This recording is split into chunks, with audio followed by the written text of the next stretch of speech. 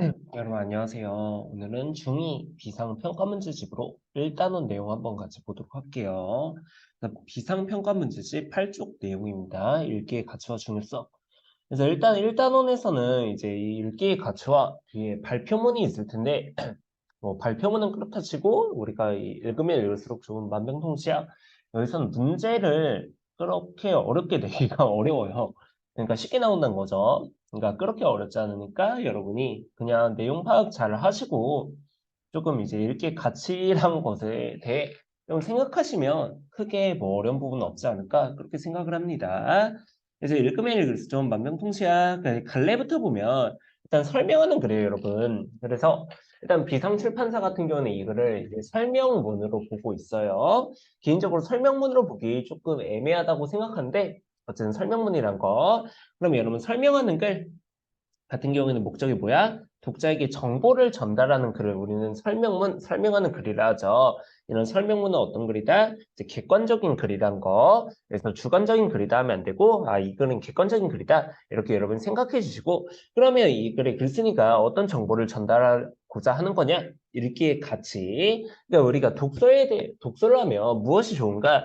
그것에 대해 정보를 전달하는 그런 글이라고 여러분이 생각해 주시면 될 것 같습니다. 성격은 예시적, 해설적, 교훈적 이렇게 나와 있는데 예시적은 이제 이동무가 말하는 뭐 책읽기 유익함 이런 것들을 나열할 거거든요. 그런 면에서 이제 예시적이다. 그다음에 해설적 뭐 설명하니까 해설적이다. 그다음에 교훈적이다. 우리에게 읽기의 가치란 어떤 것이 있는지 이런 교훈을 주고 있죠. 이런 성격 한 번만 간단히 짚으시면 될 것 같고요.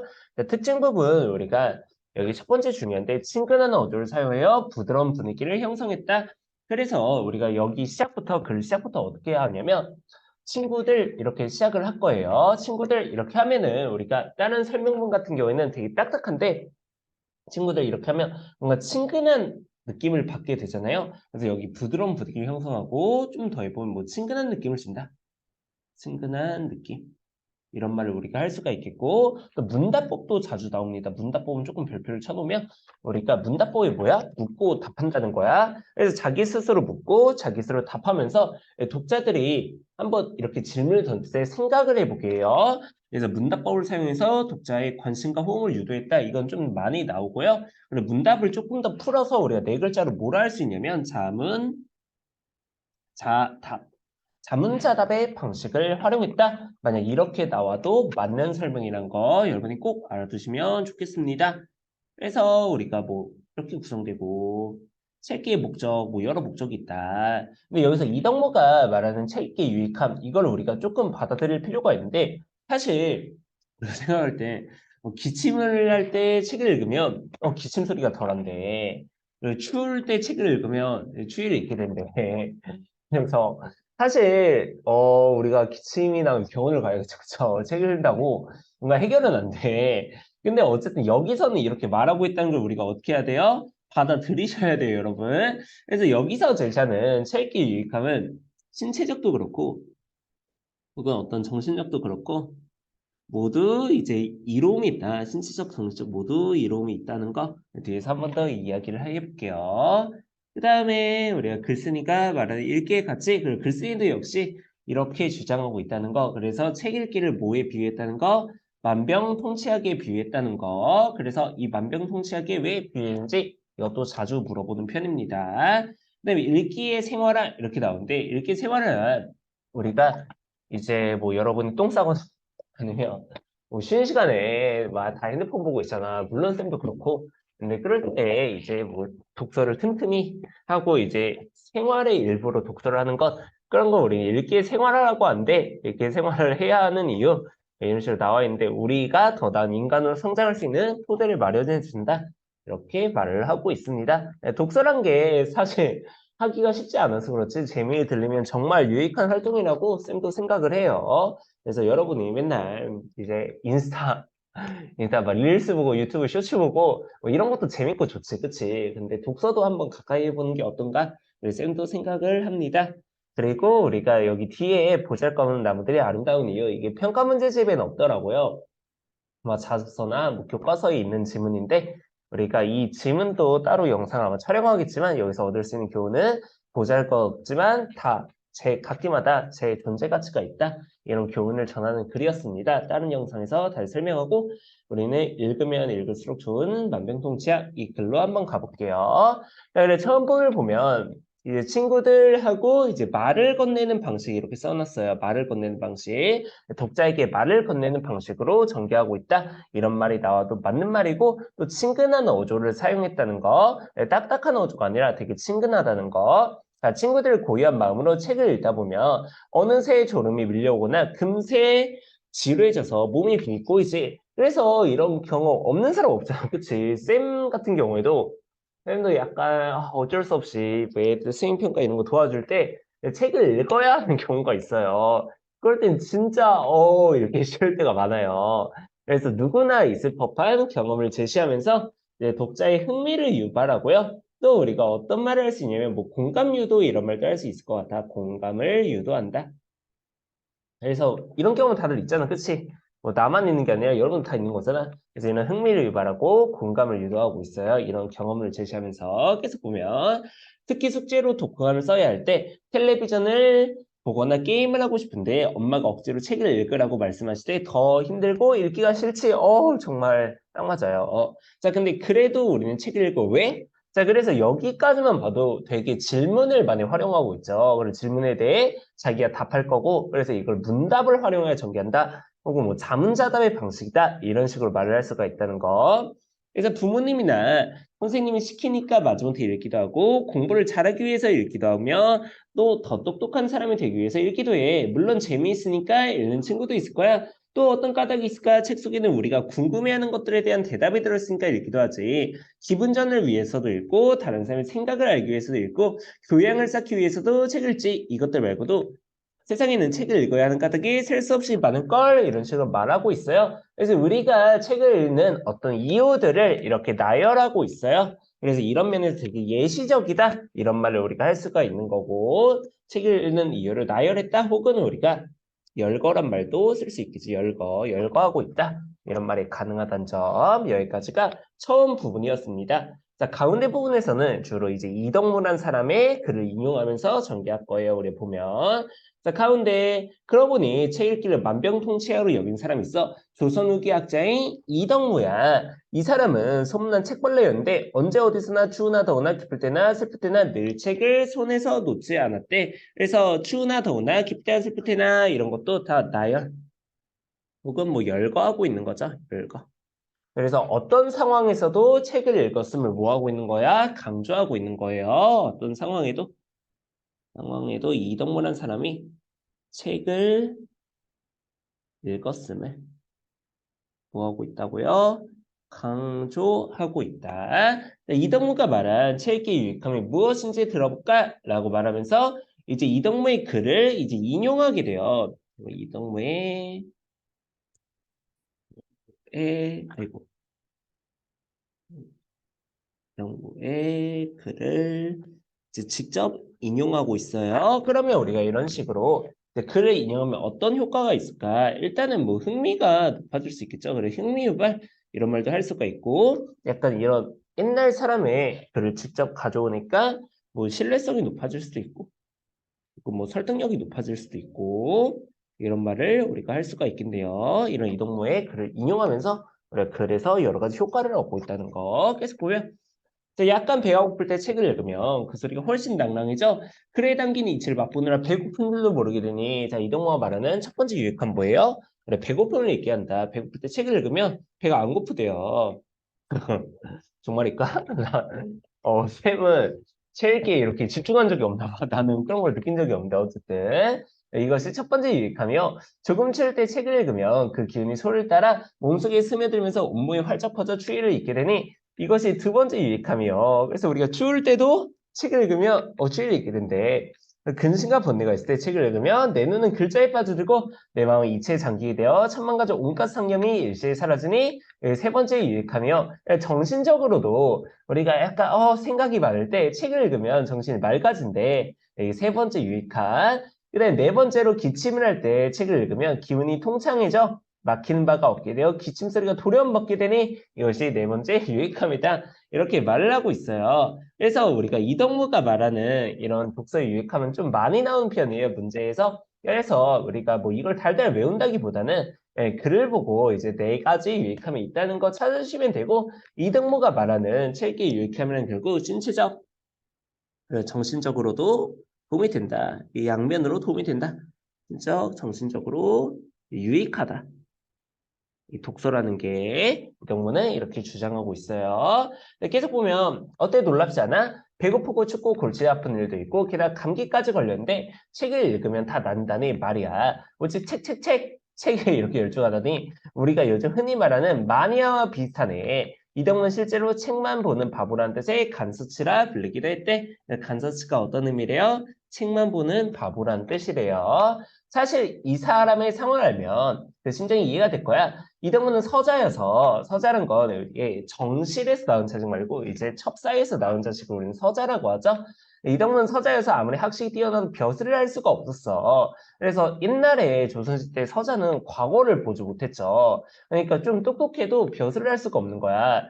너무나 가난하여 식구들 끼니를 걱정해왔지만 자신이 할 수 있는 일은 별로 없었지. 아무리 서자라도 양반은 양반이니까 아무 일이나 할 수는 없었거든. 그러니 얼마나 답답했겠어? 그럴 때 위로가 되고 힘을 준 것이 바로 책과 그 책을 읽고 함께 이야기를 나눌 수 있는 것들이었지. 그래서 이동무 선생님의 친구로 가장 유명한 인물이 박지원 선생님. 박지원이라고 한 번쯤은 들어보십시오, 여러분. 그래서 뭐 허생전, 양반전 이런 작품으로 유명한 호질 이런 작품으로. 그래서 어쨌든 이동무 선생님도 좀 유명하신 분입니다. 그래서 여기서 우리가 어떻게 적어놨냐면 선생님이 글씨를 너무 대충 썼다. 미안해. 이동무가 책에 빠지게 된 이유. 그래서 이것도 조금 자주 물어보는 편이에요, 여러분. 이동무가 책에 빠지게 된 이유가 뭐라고요? 얘는 서자여서, 선생님은 서자여서 이제 과거를 볼 수 있었어, 없었어? 없었어. 그러니까 이제 벼슬을 할 수가 없어서 이 책에만 몰두하게 됐다는 점. 자, 넘어갈게요. 넘어가서. 자, 또 이덕모의 글이 나와요. 지극히 슬픈 일이 닥치면 온 사방을 둘러도 막막하기만 해서 그저 한 뼘 땅이라도 있으면 뚫고 들어가 나오고 싶은 생각이 없어진다. 하지만 나는 다행히도 두 눈이 있어 글자를 배울 수 있다. 그래서 나는 지극히 슬프더라도 한 권의 책을 읽고 내 슬픈 마음을 위로하며 조용히 책을 읽는다. 그러다 보면 절망스러운 마음이 조금씩 안정된다. 내가 온갖 색깔을 볼 수 있는 눈을 가졌다 해도 만일 서책을 읽지 못하는 까막눈이라면 장차 무슨 수로 내 마음을 다스릴 수 있을 것인가? 자, 이렇게 물어보고 있지만 이거 궁금해서 물어보는 게 아니죠. 이렇게 알면서 물어보는 답은 정해져 있고 너는 대답이나 해. 이런 답정너 표현을 우린 뭐라 해요? 설의법이라 하죠. 여기서 설의적 표현이 사용됐다는 거. 설의법을 사용해서 이동무의 어떤 독서에 대한 태도를 강조하고 있다. 이런 말도 가능하겠네요. 써놓을게요. 쌤이 요즘 아이패드가 좀 맛이 갔나 봐. 이상해, 진짜. 왜 이런지 모르겠어. 서리법. 예, 이동무의 독서의 태도를 뭐한다? 이제 강조한다. 이런 말 우리가 할 수가 있고 또 여기서 제시된 독서의 기능은 이제 마음을 어떻게 할 수 있다? 다스릴 수 있다. 그래서 마음을 위로하면 책을 읽는다. 그럼 마음이 안정된다. 그러니까 마음을 다스릴 수 있다는 거, 마음을 안정시킬 수 있다는 거. 그래서 보면 친구들은 아주 많이 슬프거나 화가 날 때 혹은 걱정이 있을 때 어떻게 하고 독자들의 경험을 여기서 물어보고 있어요. 자, 그럼 어떤 효과 있어? 흥미를 유발하기 위해서 당연히 나는 어떻게 했지? 그리고 주의 환기 이렇게 써놨는데 주의 환기란 건 주의를 집중시킨다 같은 의미라고 생각해 주시면 됩니다. 이렇게 해서 보면 어떤 영화에 이거 화면 안 움직여. 미안해요. 어떤 영화의 주인공은 그럴 때 달리기를 하더라고. 심장이 터질까지 달리기를 하다 보면 어느새 마음이 가라앉는 거야. 또 어떤 사람은 그럴 때 노래를 부르기도 하더군. 큰 소리로 노래를 부르다 보면 어느 틈인가 거북하고 불편했던 마음이 조금씩 평온해지는 걸 느낀대. 이동무는 달리기나 놀래하는 대신에 책을 읽었던 거야. 우리도 평소에 좋아하는 책을 한두 권쯤 정해두는 건 어떨까 하고 독자들에게 권유하고 있고요. 이걸 우리가 어떤 말로도 또 말을 할 수 있냐면 행동 변화를 촉구한다. 뭐 이런 식으로도 말을 할 수가 있습니다. 행동 변화를 촉구 아니면 독자들에게 권유하고 있다. 촉구예요, 촉구 여러분. 그리고 여러분 여기서 주의해야 되는 게 그러면 이 글쓴이가 말하고자 하는 건 책이 뭐 달리기나 막 노래 부르는 것보다 막 뛰어난 취미라는 거야? 그게 아니죠. 그쵸? 다 좋은 취미야. 근데 이덕문은 남들이 이제 뭐 노래를 하고 아니면 달리는 것처럼 그냥 책을 읽었다 그렇게 말하는 거지. 그래, 책을 읽는 게 다른 것보다 더 뛰어나다? 이런 식으로 말하는 거 아니에요. 오해 마시고. 계속 보면 아주 재미있거나 감동적인 책으로 말이야. 그래서 아주 많이 슬프거나 화가 나거나 외로울 때 조금씩 읽어보는 거야. 재밌는 책을 읽을 때는 시간 가는 줄 모르고 걱정이나 근심도 있고 그 책에 푹 빠지잖아. 그러다 보면 정말 마음이 고요해지면서 다시 씩씩하게 생활할 수 있는 용기가 생겨날지도 모르니까 그리고 혹시 알아? 글을 읽던 중 갑자기 그 근심거리를 해결할 수 있는 좋은 생각이 떠오를지 그리고 꼭 그 순간에 책을 읽지 않더라도 예전에 읽었던 책이 도움이 될 때도 있어. 책을 소리내어 읽으면 그 소리를 내 몸이 기억한다고 했지? 속으로 읽거나 마음의 눈으로 읽은 것도 마찬가지야. 내 몸 어딘가에 저장 혹은 기억되어 있다가 어느 날 문득 떠오르면서 우리를 흥분시킬 수도 있고 삶을 잘 살아가고 있는 용기와 힘을 주기도 하는 거지. 그래서 우리가 여기 부분 있잖아요. 여기 부분 은근 많이 물어보더라고요. 그래서 글쓴이가 제시한 이제 책 읽기의 유익함이거든요. 근데 여러분이 이거를 뭐 달달 외운다기보다는 그냥 이 정도는 우리가 글을 잘 읽고 여러분 정보를 찾아서 풀면 될 것 같아요. 물론 외우면 편하겠지만, 외우면 편하다기보다 외우면 그래도 뭐 문제를 빨리 풀겠지만 중등 시험에서 그렇게 문제를 빨리 풀 이유는 없죠. 시간이 남으니까. 그러니까 여러분이 보고 읽고 찾아도 되지 않을까? 여기 내용이 어려운 게 아니겠잖아요. 그쵸?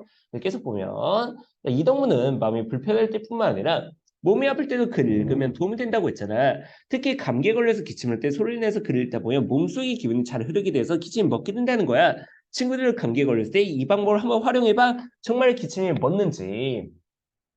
자, 여러분, 기침이 나면 병원에 가세요. 책을, 책 읽으면서 콜록콜록 하지 말고, 어쨌든. 자, 마무리 보면, 이렇게 보니까 글을 읽는 것은 정말 만병통치약인 것 같아. 이렇게 말을 하고 있어요. 글씨를 너무 못 썼다. 다시 쓸게요. 예, 독서를 뭐에 비유하고 있어요, 얘들아? 독서를 지금 만병, 이래도 못 쓰네.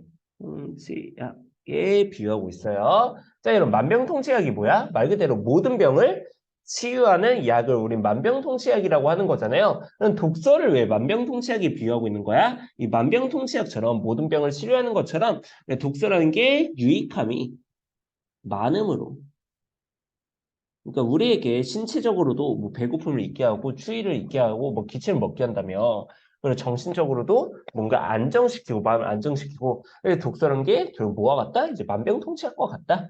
그래서 이렇게 만병통치약에 비유하면서 어떤 독서의 유익함을 인상적으로 드러내고 있다. 이런 말도 우리가 가능하고요. 써놓을까? 독서의 독서의 유익함을 인상적으로 표현하고 있다. 어떻게 비유를 하면서 이런 말도 갖고 자, 글 속에 담긴 뜻을 이해하면서 지혜로워지고 몰랐던 것들을 알게 되면서 지식을 쌓는 건 말할 것도 없고 배고픔이나 추위도 잊을 수 있고 걱정이나 근심을 해결하며 몸의 병도 낫게 한다니 이보다 더 좋은 만병통치약이 어디 있겠어. 그런데 만약 배고프나 배부르지도 않고 춥거나 덥지도 않고 몸과 마음이 다 편하다면 어떻게 하냐고? 어떻게 하긴 뭘 어떻게 해. 그럴 때야말로 책 읽기에 더없이 좋을 테니까 얼른 책을 들고 독서 산매에 빠져야지. 네, 독서 산매에 가끔 빈칸 뚫어놓고 여기 들어갈 말은 물어봅니다. 독서 산매. 그래서 산매경 할 때 산매죠. 그래서 조금 기억하시면 좋겠고 그럼 결국 이 글을 통해서 이제 글쓴이가 하고 싶은 말은 뭐였냐? 좀 적어두면 읽기에 생활하는 말을 실천할 것을 뭐 했다?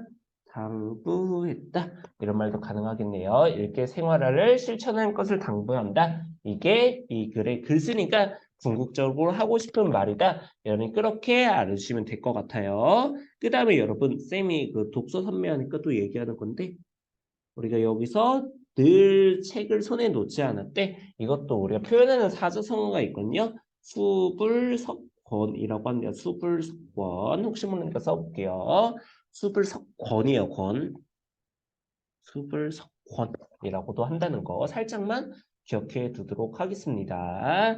그래서 여기까지가 이제 만병통치약 그렸고 여러분도 지금 봤다시피 어렵지 않아요. 여러분이 충분히 잘할 수 있으니까 이거는 여기 평가 문제집이랑 자습 문제만 다 풀어서 다 맞을 정도만 돼도 시험적인 문제가 없으리라 생각해요. 네, 여러분 화이팅이고 다음 보잘것없는 나무 어쩌고저쩌고 그거 영상 찍어드릴게요.